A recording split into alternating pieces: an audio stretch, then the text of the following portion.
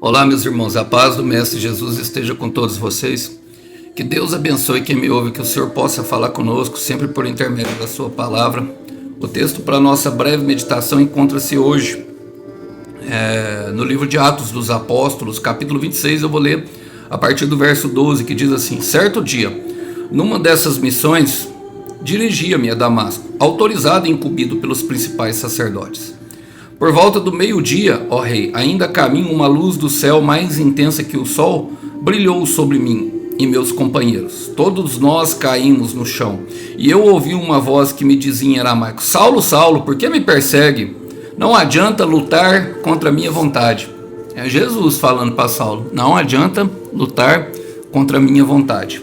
Essa é uma das palavras, meus irmãos, que ela veio ao meu coração muitas vezes quando eu pedi uma palavra ao Senhor, em momentos em que eu não sabia o que fazer, porque eu estava com vontade de chutar o balde, eu estava com vontade de desistir, estava cansado da guerra, da luta, e nós cansamos mesmo. É só quem parte para a luta, meu irmão, pelas pessoas que amam, que cansa. É só quem parte para a guerra, meu irmão, que sangra. É só quem vai, sabe, para a batalha, que sabe o quanto é difícil e o quanto o mundo é cão. E esse texto ele aparecia como um raio de luz para mim. Muitas vezes eu não compreendia, até começar a estudar um pouco e entender o que significava para Saulo aquilo ali. E Saulo, ele está aqui Paulo, né, na verdade, ele já era Paulo, chamado de Paulo. Ele estava aqui numa das missões dele. Na verdade, o principal propósito, que era se dirigir a Roma para ter uma audiência com César, o imperador, sobre a sua prisão, a mais alta patente do Império Romano. Como cidadão romano, ele tinha direito a isso, e ele usou do seu direito para isso, mesmo sendo totalmente livre. Porque aqui ele está de frente a Agripa, o rei Agripa e o governador Festo. Os dois eram de províncias e de patentes mais abaixo que o imperador César, então eles poderiam soltá-lo, e eles queriam soltá-lo, eles não entendiam por que Paulo se dirigia. Isso me fala que algemas não é sinal de prisão. Eu quero repetir, algemas não é sinal de prisão para quem está em Cristo. Tem muitos homens presos, andando pelas ruas, muitíssimos, mas tem muitos homens livres dentro das celas, por livre e espontânea vontade. Agora, eu gostaria de trazer esse texto aplicando ele para nós, logicamente. Eu quero fazer algumas aplicações. Bom, ele fala assim, certo dia, numa dessas missões, dirigi-me a Damasco, autorizado e incumbido pelos principais sacerdotes. Quais eram essas missões? Matar cristão. Eles entendiam, Paulo e os seus seguidores entendiam que os cristãos eram uma seita do chamado O Caminho. Eles chamam de seita. E uma seita, uma característica da seita é que ela não pode ser contestada. O seu líder, ela não pode ser contestada. E o cristianismo não é assim. Segue quem quiser. O Senhor, na verdade, ele é quem devolve o nosso livre-arbítrio. Em Romanos capítulo 7, versículo 19, ele constata, o próprio Paulo fala: o mal que eu não quero fazer, esse eu faço, mas o bem que eu quero fazer, esse eu não faço. E só tem essas opções, meus irmãos, quem é livre, quem tem liberdade. Porque o pecado, ele sempre dita aquele mesmo caminho para nós, ele sempre dita aquele caminho, e o caminho é de morte do pecado. Apesar de nós não vermos, porque a semente plantada, ela não floresce no mesmo momento, demora, nós continuamos no erro. E aqui está Paulo, certo dia, numa dessas missões do inferno, sangrenta, de matar cristão. Mas ele cria, porque ele foi criado por Gamaliel, ele foi criado por uma das mais altas patentes da sinagoga, a mais alta, na verdade, no tempo dele, e ele foi criado um discípulo, o primeiro discípulo, vamos dizer, desse Gamaliel.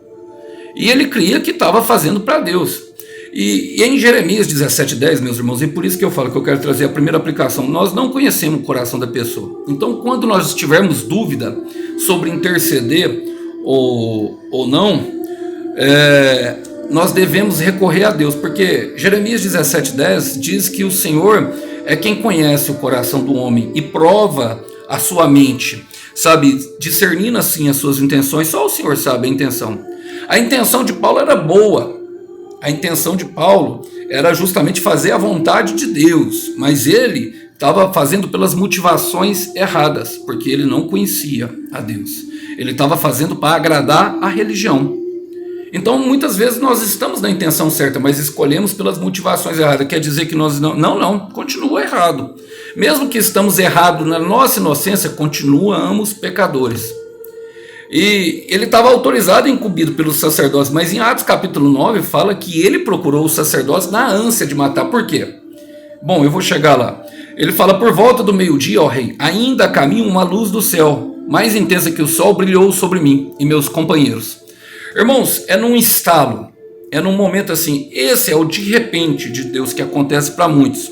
Estamos no nosso dia, no nosso trabalhar, às vezes até pensando nas coisas da vida, por causa das coisas ruins que têm acontecido conosco. Estamos ali numa reflexão, numa internalização muito forte. De repente Deus percebe aquele momento e ele vem como um raio de luz. É como se nós percebêssemos, é como se houvesse um clarão mesmo à nossa volta e nós percebêssemos tudo como uma claridade muito grande.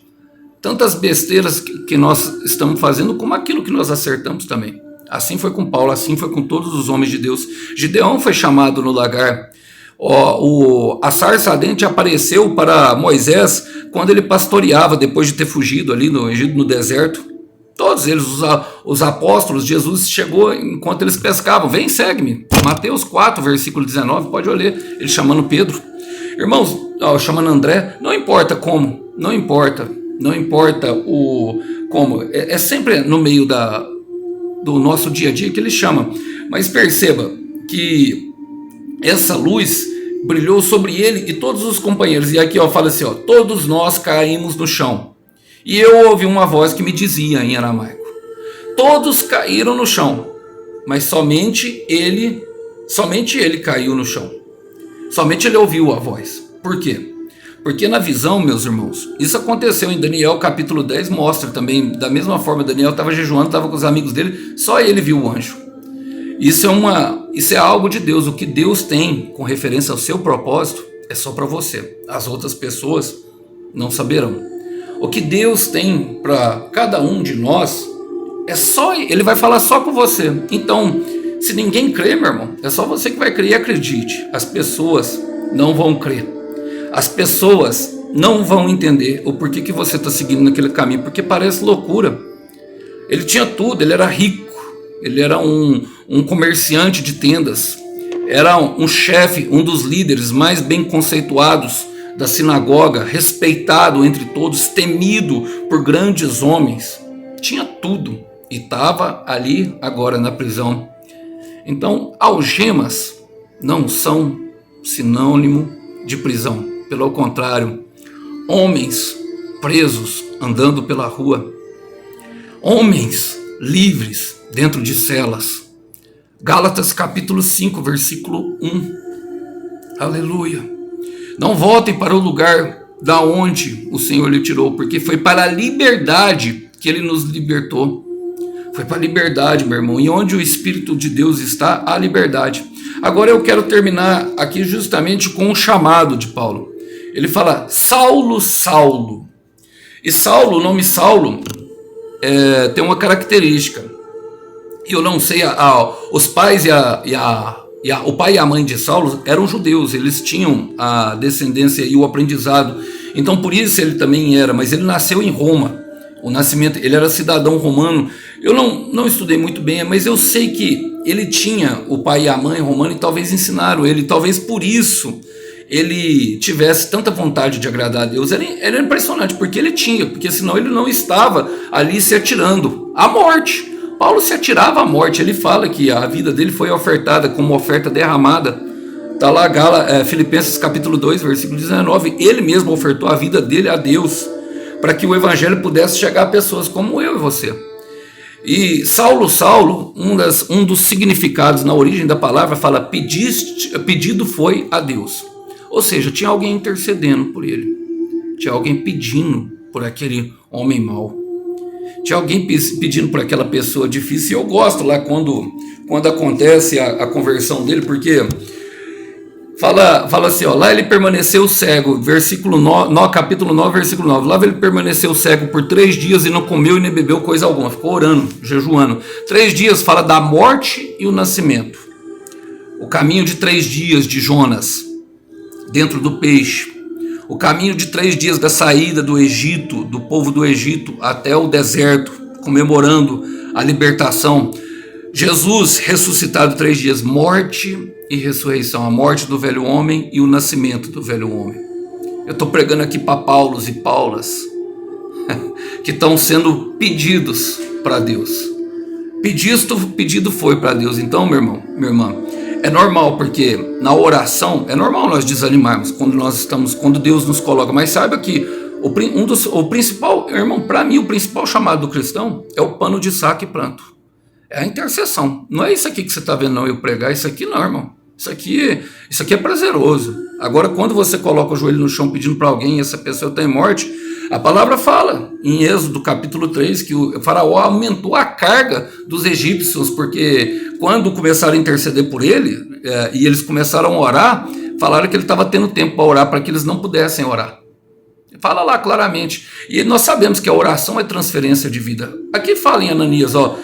Quando Ananias, o Senhor apareceu para Ananias, falou, respondeu, vá à rua direita, à casa de Judas, ao chegar, pergunte por um homem de Tarso chamado Saulo. Ele está orando nesse momento. Mostrei-lhe numa visão um homem chamado Ananias chegando e impondo a mão.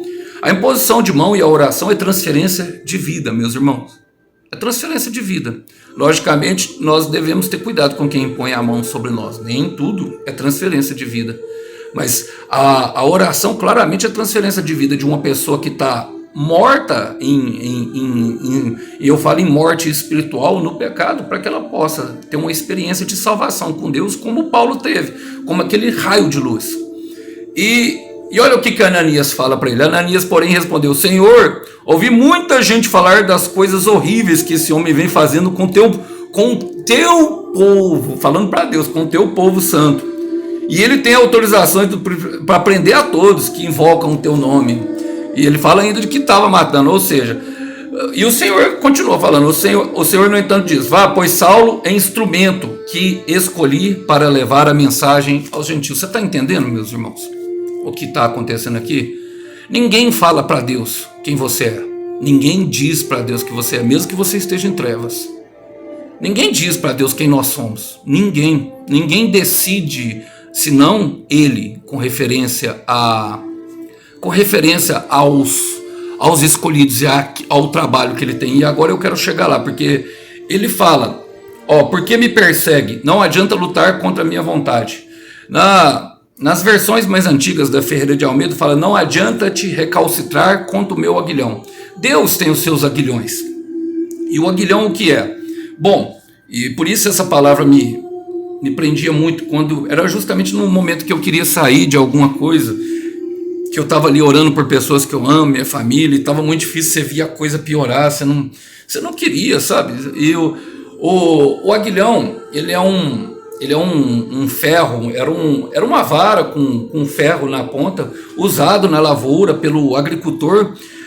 Na hora de semear, de arar a terra, o boi se colocava a caminho. Então, quando ele saía da direção, ele saía do trilho, ele ficava empacado, não queria trabalhar, o aguilhão ele servia de direção, e para fazer a cutucada fazia para fazer voltar.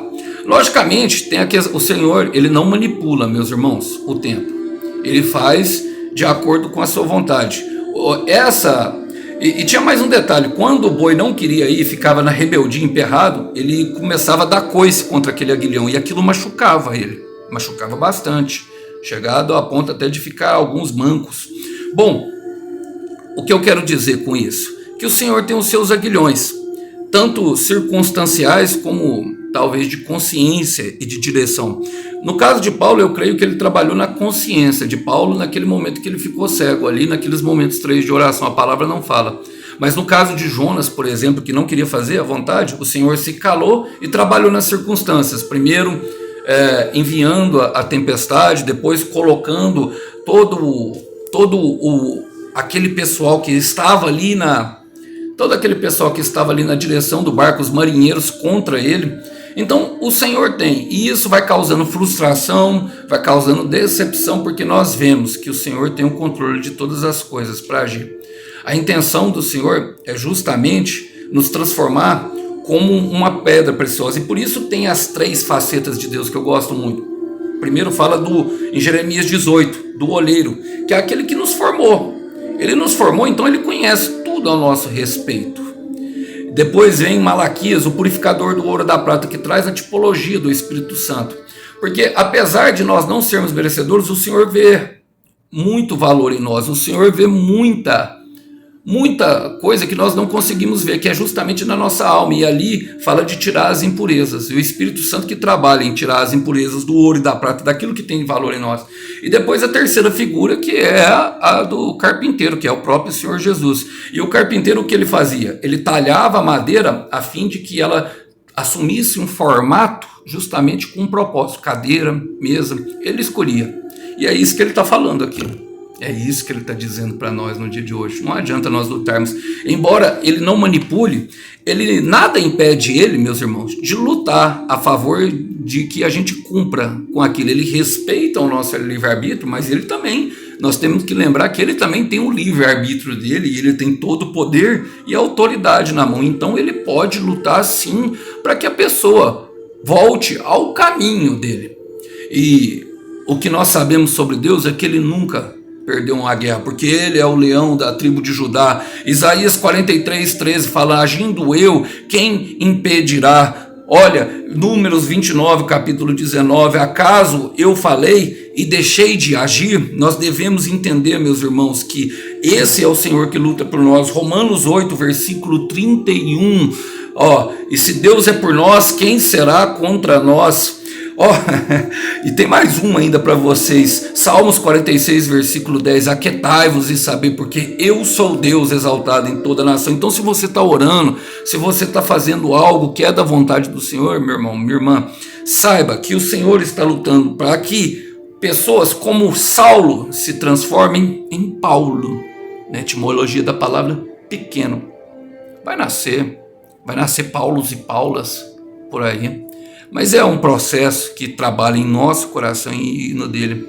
E saiba que o Senhor tem uma vontade e ele luta pela vontade dele, assim como nós lutamos pela nossa. E é essa aqui, a questão da compreensão.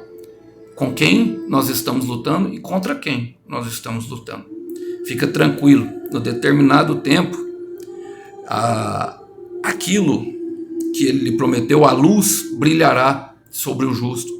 Se ele prometeu, fica tranquilo, meu irmão. Se ele prometeu, fica tranquilo. Que possa servir como um raio de luz essa palavra. Que Deus abençoe cada um de vocês. Até uma próxima mensagem. Tchau, tchau.